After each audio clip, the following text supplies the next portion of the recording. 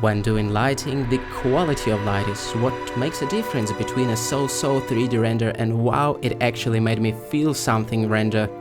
Ask yourself these questions. What is the shape and texture of my light?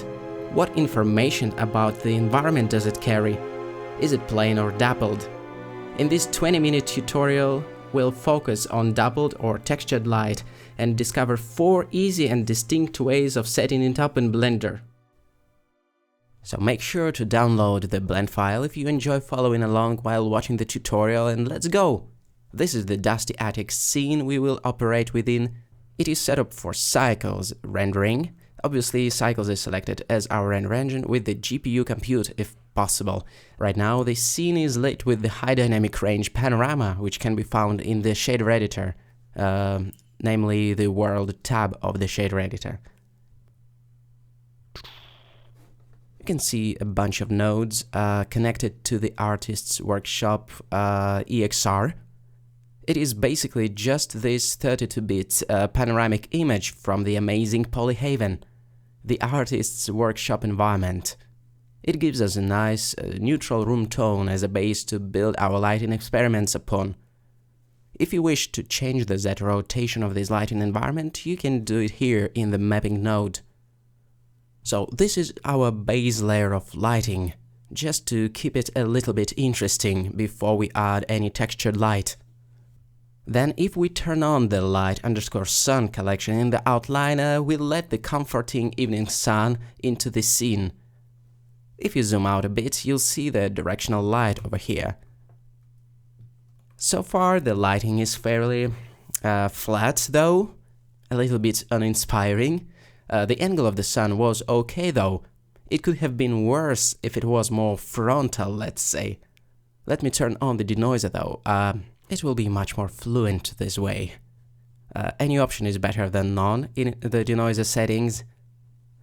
Okay, so it could have been worse if we placed the sun in the zenith or behind the camera, for example. With such a light source, it's the best we could do to set it in the reverse key light position. And still, the lighting is fairly uninspiring and bland. Now, what if we gave it some texture? So here comes the first method out of 4 for simulating textured light in Blender. And this method is light blocking. The subtractive blocking, to be exact.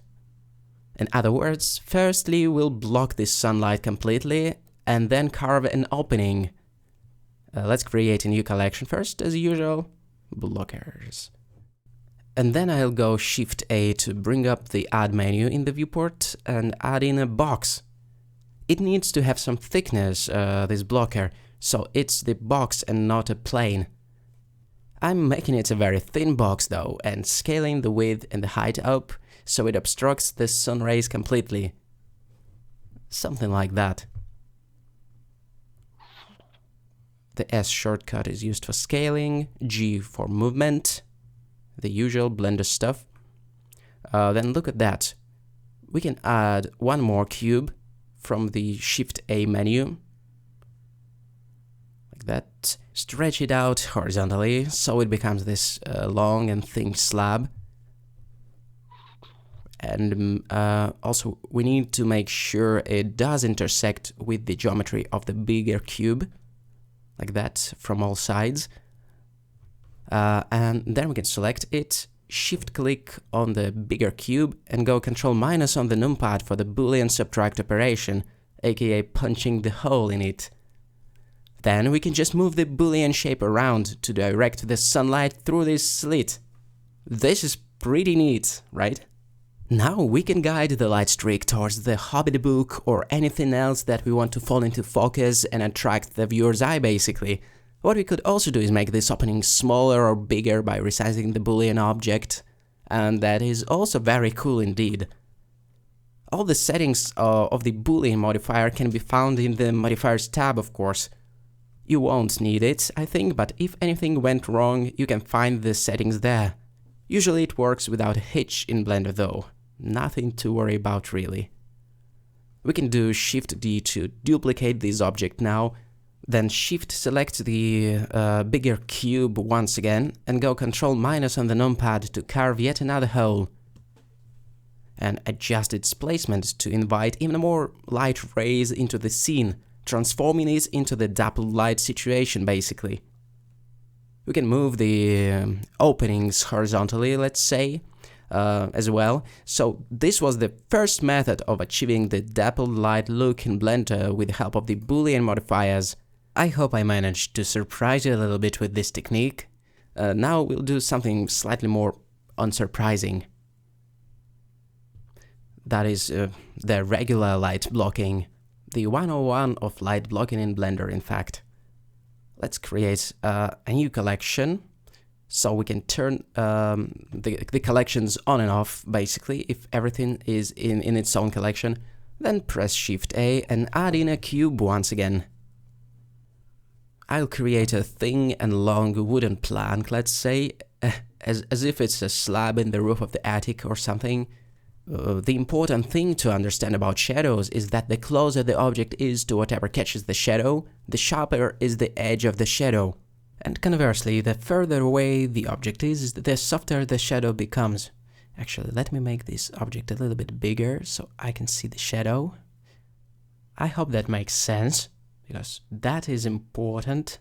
That's a fundamental thing indeed, and we can use our knowledge of it to add some variation to the textured light we are creating. In other words, some planks can be further away than the other, so we get some shadow softness variation, let's say.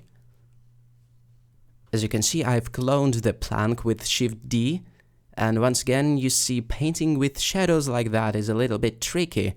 There are no hard-coded rules, just your artistic feedback. Whatever shadow pattern looks best to you, I guess.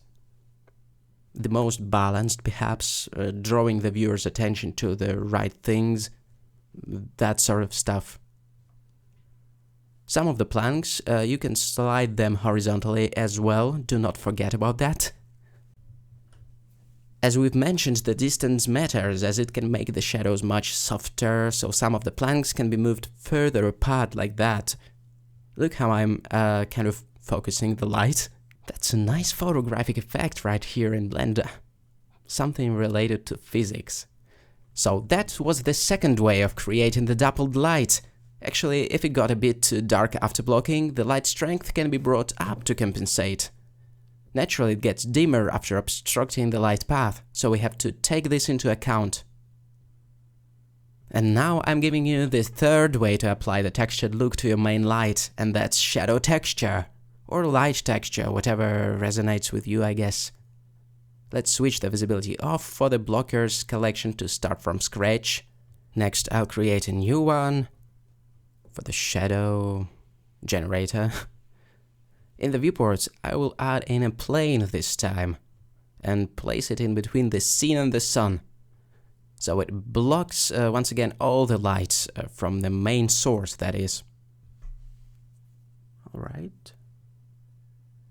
Now I'm going to head over to the shader editor and change its mode to object, as it's important. And then I'll create a new material also. Shadow. X to delete the default cube, and then Shift-A and choose the transparent material instead. When the transparent material is white, it's 100% transparent and invisible, and when it goes black, it becomes completely opaque. Alright, next we just need to give it some texture, like the tree branches or something. Ctrl-T shortcut will populate the nodes automatically with the transparent shader selected. I'll click Open then and find my texture. It is included with the project files, by the way. I'll double-click on this black and white tree alpha. That should load it up and help us get this interesting shadow pattern going. But I'd like to be able to see it in the preview window as well. It's an easy fix. In the settings, the blend mode should be set to alpha blend, not opaque. That should fix it. Yeah, the rest is making the pattern, the shadow pattern, I mean, bigger or smaller, or generally moving it around and adjusting its contrast as well, with the color ramp, for example. So let's add the color ramp node, and we can crunch the points like that to increase the contrast. Moving the black one closer to the right edge almost makes it look like the canopy of that non-existent tree gets thicker. So actually we can really mess with the viewer's perception of the environment this way, even though what we are doing is pointing the camera down at the table all the time. I find it fascinating how light texture can influence certain perceptions to a certain extent. It is quite fascinating. So that was the third option we can resort to when creating dappled light in our 3D scenes in Blender. There is one more to go though. The fourth way of approaching light textures in Blender is of course projection. The shadow object from the previous tip, let's switch it off. Now a new collection arises. We'll need a projector of some kind for this method. The most straightforward way is to use the spotlight for that kind of task. I'll try to align it perfectly with the position and the angle of the sun. Click, then shift-click the sun, Ctrl-C and copy location. C again and do it for the rotation as well. Now it should line up perfectly like that. Then I'll switch the sun collections checkbox off, and actually it didn't make sense to copy the position, as it means nothing for the sun lamp, as it shines from a virtual point infinitely far away. Anyway, the spotlight's cone of light should touch the table for it to have any effect, obviously. And by default it's quite weak, it needs a solid boost to its wattage, from 10 to whatever, from 10 to enough. 1K should be enough perhaps. Once we plug the texture, the radius will control its sharpness, but I'll leave it at 0 for testing, for maximum clarity basically.